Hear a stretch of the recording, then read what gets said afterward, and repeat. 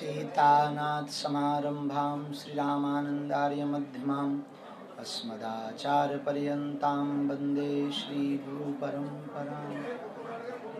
श्री सीताराम नाम भगवान की, श्री बागेश्वर बालाजी हनुमान जी की, सत्य सनातन धर्म की, श्री वृंदावन बिहारी लाल की, संत भगवान की, सभी संतों महंतों की, महामंडलेश्वर आचार्यों की, सभी भक्त जनों की, उदासीन आश्रम मठ की, श्री सीताराम नाम भगवान की, माँ कालिंदी मैया यमुना महारानी की, ब्रज रज महारानी की, राधा रानी की, श्री सभी ब्रजवासियों की, नमः पार्वती पते हर हर।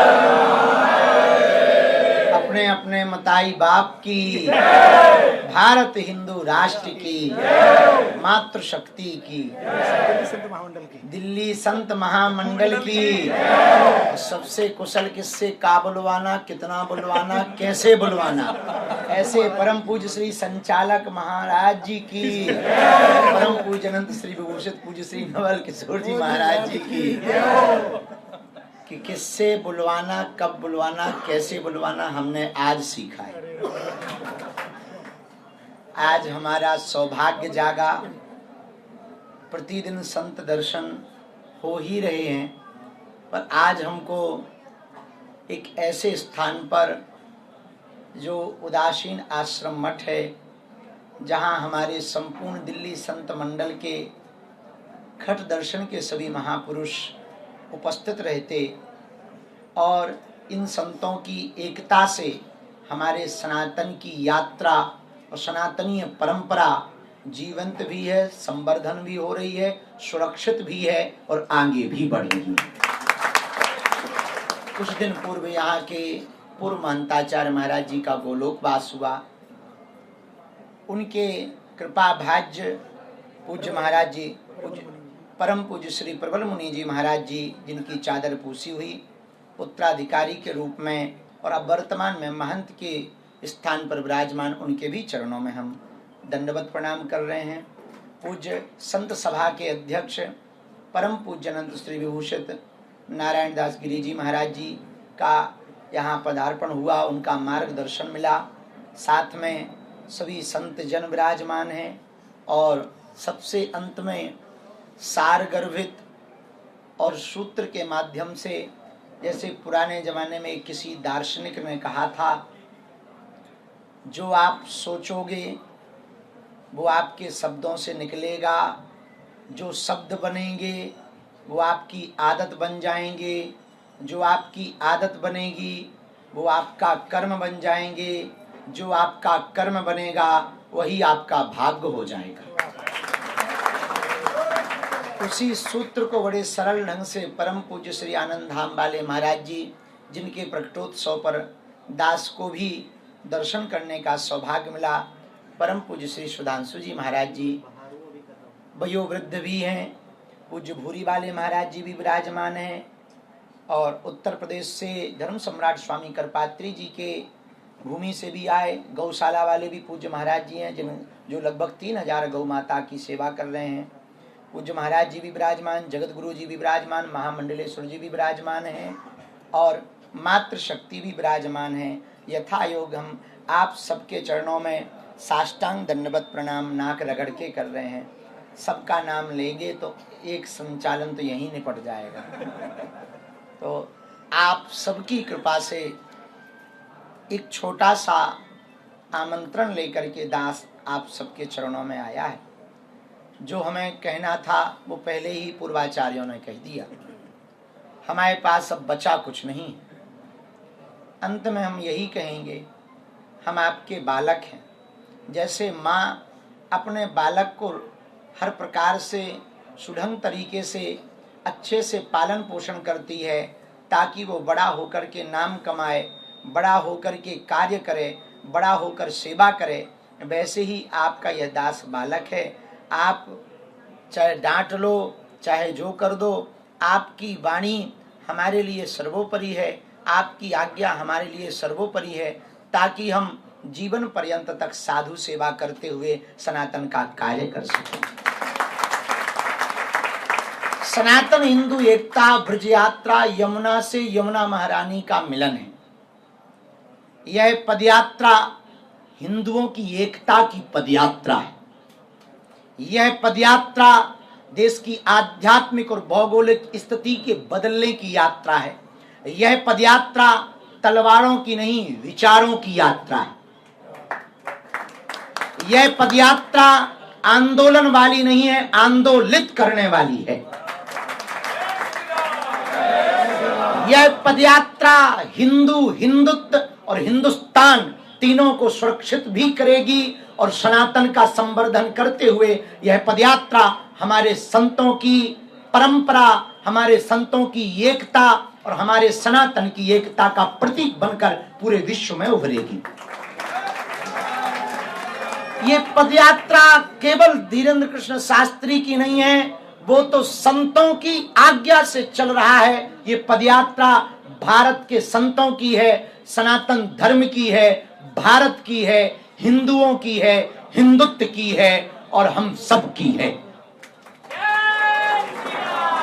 इस पदयात्रा में अभूतपूर्व क्षण ये है कि 7 नवंबर है और 7 नवंबर वो दिन है जो दिन धर्म सम्राट स्वामी करपात्री जी गौ माता का आंदोलन लेकर आए थे। वही दिन है। इससे निश्चित हुआ कि ये पदयात्रा सनातनीय परंपरा को बहुत आगे तक ले जाएगी और इस पदयात्रा से लोगों के विचारों में परिवर्तन होगा और विचारों के परिवर्तन से हमारे सनातन धर्म की परंपरा के लिए जो लगातार कुठाराघात कर रहे, कभी रामचरितमानस जलाकर, कभी बेटियों को लव जिहाद में फंसाकर, कभी गौ माता का लगातार जो काटा जा रहा, यमुना महारानी विचित्र स्थिति में है। यदि ये पदयात्रा सफल होगी तो ब्रज क्षेत्र तक पहुंचने वाली यमुना महारानी शुद्ध होगी। और इसका प्रमुख है पदयात्रा का, पूज्य महाराज जी ने अभी कहा, हमारे पूर्वाचार्यों में रामानंदाचार्य जी भगवान ने कहा, हरि को भजे सो हरि को होई, जात पात पूछे नहीं कोई। वैसे सनातन धर्म में जातिवाद नहीं है, पर बनाया हुआ जो थोपा हुआ जातिवाद बनाया है उसकी दीवारों को मिटाने की यह पदयात्रा है। यमुना मैया 4 प्रदेशों के अंतर्गत हैं, उत्तराखंड, यूपी, दिल्ली और वृंदावन। चारों प्रदेशों के मुख्यमंत्री एक क्षण यदि विचार कर लें कि हम अपने अपने प्रदेश में यमुना को शुद्ध करेंगे तो पदयात्रा की जरूरत ही नहीं। यमुना का निर्मल जल बांके बिहारी पर पुनः चढ़ने लगेगा, यमुना जल से ठाकुर जी पुनः स्नान करने लगेंगे। अब बात यह है कि ये बात पहुंचाई कैसे जाए। तो जादूगर भी यदि जादू दिखाता है तो पहले डमरू बजाता है। तो हमने एक बार एक जादूगर से पूछा कि भाई साहब तुम और तो ठीक हो, जादू दिखाना है तो डमरू काहे लेते चलते हो, डमरू का क्या खेल है। बोले डमरू का मतलब ये नहीं है कि ये जादू दिखाती है, डमरू से पहले लोगों को बुलाते हैं फिर दिखाते हैं। तो हमें काम बढ़िया मिल गया। हमका बहुत बढ़िया आइडिया है। बोले क्या आइडिया है। अरे हमने कहा बहुत बढ़िया आइडिया है, पहले हम डमरू बजाएंगे। बोले आप डमरू कैसे बजाओगे। हमने कहा हम गली गली से निकलेंगे, हिंदुओं जागो रे, हिंदुओं जागो रे। बोले उससे क्या होगा। हम कहीं कम से कम अपनी अलमारी से वो झांकेंगे तो, बालकनी से झांकेंगे तो। बोले उससे क्या होगा। हम कहा वो झांकेंगे, हम भीख मांग करके उन्हें नीचे उतार लेंगे।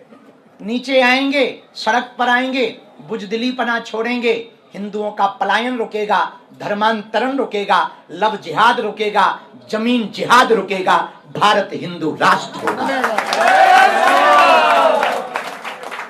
2 दिन पूर्व में पूज्य श्री राजू दास जी महाराज जी ने जो घटना बताई वो कल भी हमने कही थी, आज फिर कहते हैं। अतिशयोक्ति ना होगी, ना अजीर्ण होगा। हिंदुओं की वर्तमान में जो स्थिति परिस्थिति है वो बड़ी विचित्र है। बांग्लादेश में एक घटना हुई, 9 वर्ष की बच्ची के साथ 29 लोगों ने रेप किया। उसकी मां चौराहे पर चिल्लाती रही, छाती पीट पीट कर, बच्ची को छोड़ दो।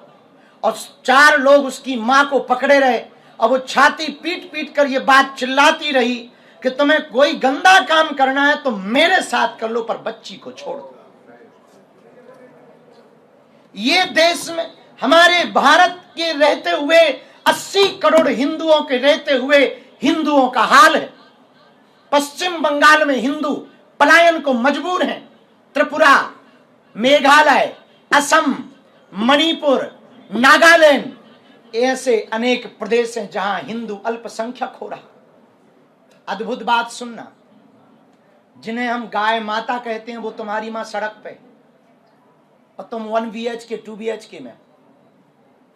अद्भुत बात तीसरी सुनना, जिन संतों को, महंतों को, महात्मा को परमात्मा का दर्जा दिया जाता, आज समय ऐसा आ गया उन्हीं को लड़ाया जा रहा। और तीसरी बात, लड़ाया जा रहा सो तो ठीक है, सोशल मीडिया पर फूहड़ता फैलाई जा रही। और इतना ही नहीं, मजे दूसरे ले रहे हैं कि क्या गजब चल रहा है। अब समय लड़ने का नहीं है, अब समय 3 सूत्र का है, सोचो, बोलो और करो। सनातन एकता के बारे में सोचो, उसी के बारे में बोलो और उसके लिए कुछ करो। हमने तो सोच लिया, बोलने के लिए यहां आ गए, करने के लिए 7 नवंबर को तैयार है। आपसे प्रार्थना ये है, ये लड़ाई हमारी नहीं। जो पूज्य महाराज जी ने आज फोन पर भी हमको आगामी संकट की चिंता व्यक्त की, वो दास के भी विचार में और बढ़ गई आपके कहने के बाद। पूज्य आनंद धाम वाले पूज्य श्री सुधांशु जी महाराज लगातार विरोधी ताकतें बिखारने के लिए, षड्यंत्र करके हमको मिटाने के लिए, हमको नीचे गिराने के लिए प्रयत्न कर रही हैं। आज हम इसलिए नहीं आए हैं कि आप पदयात्रा में चलो, पहले तो हम पूछने आए हैं कि क्या हमें पदयात्रा करनी चाहिए। और आप कहो कि करनी चाहिए, तो समस्त जनता समाज, साधु समाज के प्रबुद्ध जन हैं, हमको एक आशीर्वाद आपसे चाहिए। ना हमें किसी पार्टी को जिताना है, ना खुद को वोट चाहिए, एक सपोर्ट चाहिए। यदि कोई भी षड्यंत्र सामने आए तो उसका जवाब साधु समाज नहीं देगा, आपको देना पड़ेगा। कोई भी कुठाराघात हम पर या हमारे संतों पर हो तो इस देश के सनातनियों का धर्म और दायित्व है कि जवाब आप दें, ना कि हम दें।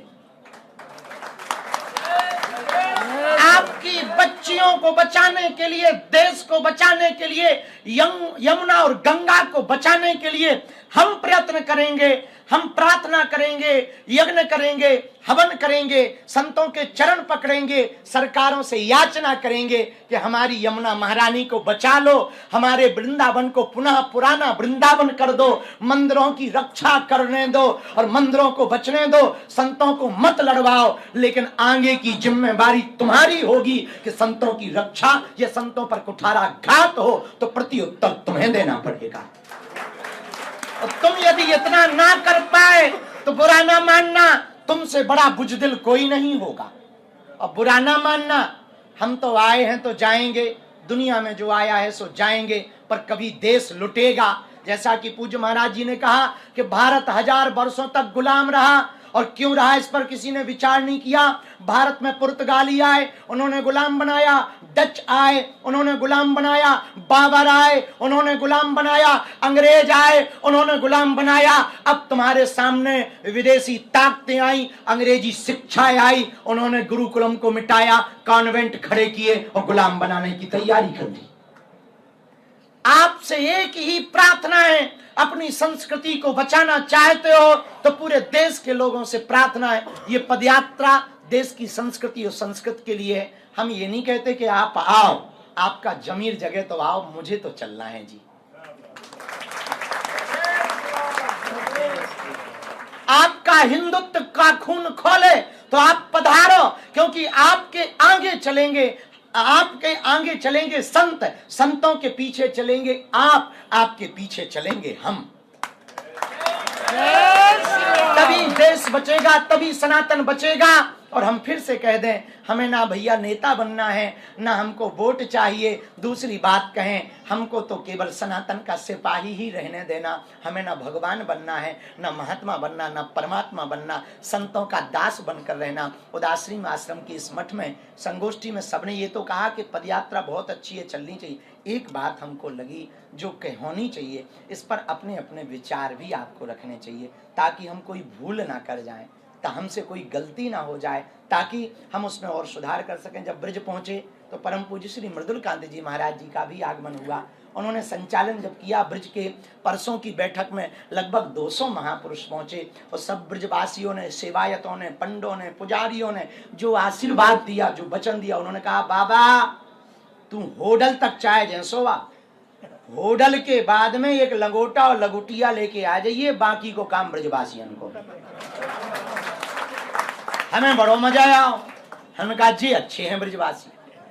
अब हम ये कहवे चाह रहे कि ब्रजवासी जो कह रहे, अब दिल्ली वाला ना सोचो चाहिए कि बाबा टेंशन ना ले, हरियाणा तक हम पहुंचा देंगे, बाकी हम हरियाणा वालों से निपट लेंगे।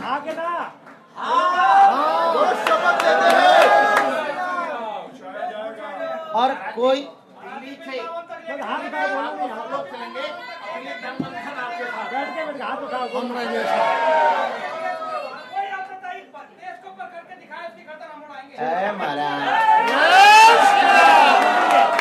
मारवे नहीं जाने भैया, अब हमें अपनो घर भी बसाने, अब ना निपटवा दे भैया। नहीं, बस विचारों की क्रांति लाने, 2 काम हो जाएं इस पदयात्रा तो सफल है। पूछो क्या? दिल्ली में यमुना इतनी शुद्ध बहने लगे कि हम लोग पूजन कर पाए। और दूसरा, देश में एक काम और होना चाहिए।